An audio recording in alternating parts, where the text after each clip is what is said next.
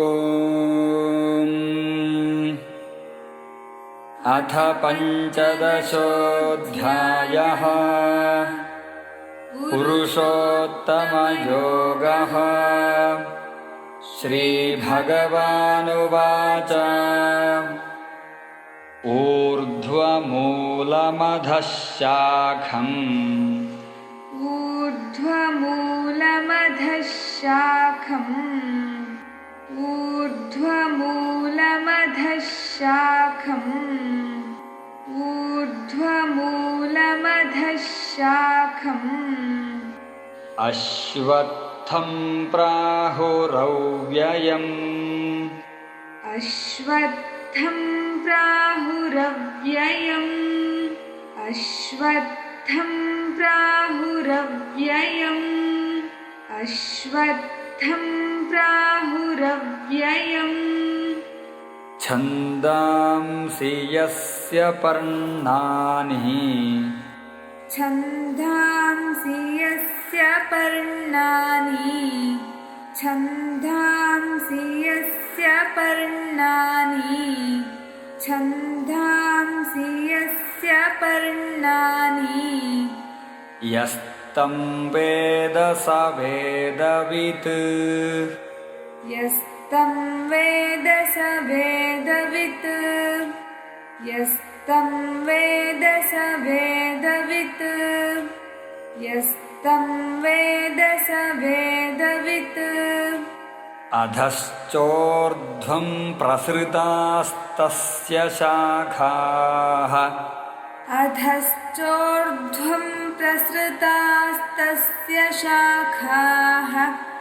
अधश्चोर्ध्वं प्रसृतास्तस्य शाखाः अधश्चोर्ध्वं प्रसृतास्तस्य शाखाः गुणप्रवृद्धा विषयप्रबालाः गुणप्रवृद्धा विषयप्रबालाः गुणप्रवृद्धा विषयप्रबालाः गुणप्रवृद्धा विषयप्रबालाः अधश्च मूलान्यनुसन्ततानि अधश्च मूलान्यनुसन्ततानि अधश्च मूलान्यनुसन्ततानि अधश्च मूलान्यनुसन्ततानि कर्मानुबन्धीनि मनुष्यलोके कर्मानुबन्धीनि मनुष्यलोके कर्मानुबन्धीनि मनुष्यलोके कर्मानुबन्धीनि मनुष्यलोके न रूपमस्येह तथोपलभ्यते न रूपमस्येह तथोपलभ्यते न रूपमस्येह तथोपलभ्यते न रूपमस्येह तथोपलभ्यते नान्तो न चादिर्न च सम्प्रतिष्ठा नान्तो न चादिर्न च सम्प्रतिष्ठा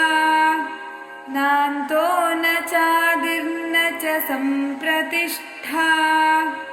नान्तो न चादिर्न च सम्प्रतिष्ठा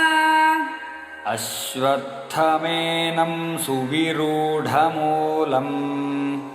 अश्वत्थमेनं सुविरूढमूलम् अश्वत्थमेनं सुविरूढमूलम् अश्वत्थमेनं सुविरूढमूलम् असङ्गशस्त्रेण दृढेन छित्त्वा असङ्गशस्त्रेण दृढेन छित्त्वा असङ्गशस्त्रेण दृढेन छित्त्वा असङ्गशस्त्रेण दृढेन छित्त्वा ततः पदं तत् परिमार्गितव्यम् ततः पदं तत्परिमार्गितव्यम् ततः पदं तत्परिमार्गितव्यम् ततः पदं तत्परिमार्गितव्यम् यस्मिन् गता न निवर्तन्ति भूयः यस्मिन् गता न निवर्तन्ति भूयः यस्मिन् गता न निवर्तन्ति भूयः यस्मिन् गता न निवर्तन्ति भूयः तमेव चाद्यं पुरुषं प्रपद्ये तमेव चाद्यं पुरुषं प्रपद्ये तमेव चाद्यं पुरुषं प्रपद्ये तमेव चाद्यं पुरुषं प्रपद्ये यतः प्रवृत्तिः प्रसृता पुराणी यतः प्रवृत्तिः प्रसृता पुराणी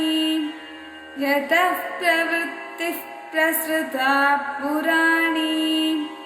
यतः प्रवृत्तिः प्रसृता पुराणी निर्मानमोहाजितसङ्गदोषाः निर्मानमोहाजितसङ्गदोषाः निर्मानमोहाजितसङ्गदोषाः निर्मानमोहाजितसङ्गदोषाः अध्यात्मनित्या विनिवृत्तकामाः अध्यात्मनित्या विनिवृत्तकामाः अध्यात्मनित्या विनिवृत्तकामाः अध्यात्मनित्या विनिवृत्तकामाः द्वन्द्वैर्विमुक्ताः सुखदुःखसंज्ञैः द्वन्द्वैर्विमुक्ताः सुखदुःखसंज्ञैः द्वन्द्वैर्विमुक्ताः सुखदुःखसंज्ञैः द्वन्द्वैर्विमुक्ताः सुखदुःखसंज्ञैः गच्छन्त्यमूढाः पदमव्ययं तत् गच्छन्त्यमूढाः पदमव्ययं तत् गच्छन्त्यमूढाः पदमव्ययं तत् गच्छन्त्यमूढाः पदमव्ययं तत् न तद्भासयते सूर्यः न तद्भासयते सूर्यः न तद्भासयते सूर्यः न तद्भासयते सूर्यः न शशाङ्को न पावकः न शशाङ्को न पावकः न शशाङ्को न पावकः न शशाङ्को न पावकः यद्गत्वा न निवर्तन्ते यद्गत्वा न निवर्तन्ते यद्गत्वा न निवर्तन्ते यद्गत्वा न निवर्तन्ते तद्धाम परमं मम तद्धाम परमं मम तद्धाम परमं मम तद्धाम परमं मम ममैवांशो जीवलोके ममैवांशो जीवलोके ममैवांशो जीवलोके ममैवांशो जीवलोके जीवभूतः सनातनः जीवभूतः सनातनः जीवभूतः सनातनः जीवभूतः सनातनः मनःषष्ठानीन्द्रियाणि मनःषष्ठानीन्द्रियाणि मनःषष्ठानीन्द्रियाणि मनःषष्ठानीन्द्रियाणि प्रकृतिस्थानि कर्षति प्रकृतिस्थानि कर्षति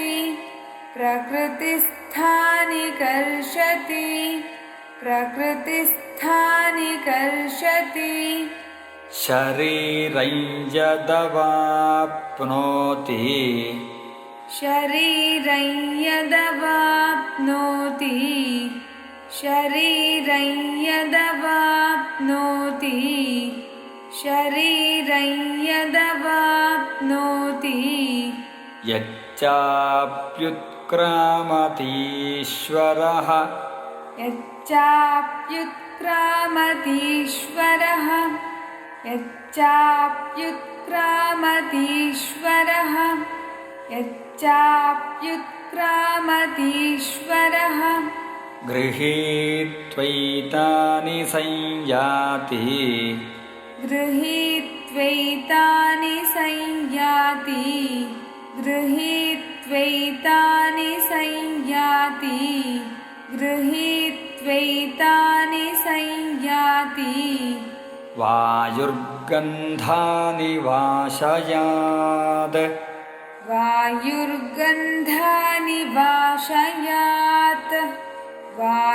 वायुर्गन्धानि वाशयात् वायुर्गन्धानि वाशयात् श्रोत्रं चक्षुस्पर्शनं च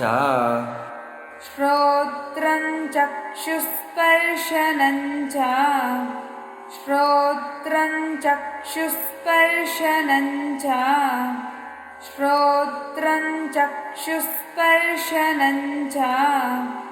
रसनं घ्राणमेव च रसनं घ्राणमेव च रसनं घ्राणमेव च रसनं घ्राणमेव च अधिष्ठाय मनश्चायम् अधिष्ठाय मनश्चायम् अधिष्ठाय मनश्चायम् अधिष्ठाय मनश्चायम् विषयानुपसेवते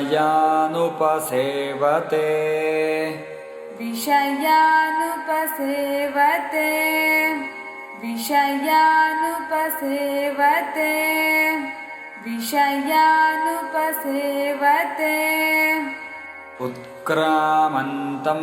स्थितं वापि उत्क्रामन्तं स्थितं वापि उत्क्रामन्तं स्थितं वापि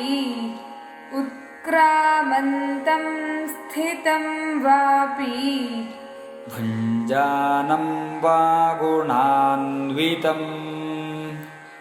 भुञ्जानं वा गुणान्वितम् भुञ्जानं वा गुणान्वितम् भुञ्जानं वा गुणान्वितम् विमूढानानुपश्यन्ति विमूढानानुपश्यन्ति विमूढानानुपश्यन्ति विमूढानानुपश्यन्ति पश्यन्ति ज्ञानचक्षुषः पश्यन्ति ज्ञानचक्षुषः पश्यन्ति ज्ञानचक्षुषः पश्यन्ति ज्ञानचक्षुषः हरिः ॐ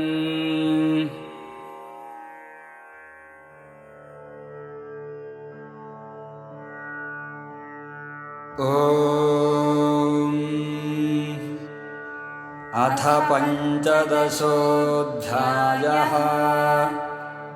पुरुषोत्तमयोगः श्रीभगवानुवाच ऊर्ध्वमूलमधः शाखमश्वत्थम् अर्थं प्राहुरव्ययम् छन्दांसि यस्य पर्णानि यस्तं वेद स वेदवित् अधश्चोर्ध्वं प्रसृतास्तस्य शाखा गुणप्रवृद्धा विषयप्रबालाः अधश्च मूलान्यनुसन्ततानि कर्मानुबन्धीनि मनुष्यलोके न रूपमस्येह तथोपलभ्यते नान्तो न चादिर्न च सम्प्रतिष्ठा अश्वत्थमेनं सुविरूढमूलमसङ्गशस्त्रेण दृढेन छित्त्वा ततः पदं तत्परिमार्गितव्यं यस्मिन् गता न निवर्तन्ति भूयः तमेव चाद्यं पुरुषं प्रपद्ये यतः प्रवृत्तिः प्रसृता पुराणी निर्मानमोहाजितसङ्गदोषा अध्यात्मनित्या विनिवृत्तकामाः द्वन्द्वैर्विमुक्ताः सुखदुःखसंज्ञैर्गच्छन्त्यमूढाः पदमव्ययं तत् न तद्भासयते सूर्यो न शशाङ्को न पावकः यद्गत्वा न निवर्तन्ते तद्धाम परमं मम ममैवांशो जीवलोके जीवभूतः सनातनः मनःषष्ठानीन्द्रियाणि प्रकृतिस्थानि कर्षति शरीरं यदवाप्नोति यच्चाप्युत्क्रामतीश्वरः गृहीत्वैतानि संयाति वायुर्गन्धानि वाशयात् श्रोत्रं चक्षुस्पर्शनं च रसनं घ्राणमेव च अधिष्ठाय मनश्चायं विषयानुपसेवते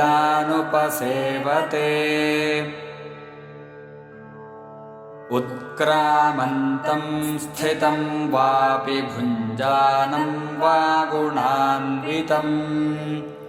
विमूढानानुपश्यन्ति पश्यन्ति ज्ञानचक्षुषः हरिः ॐ।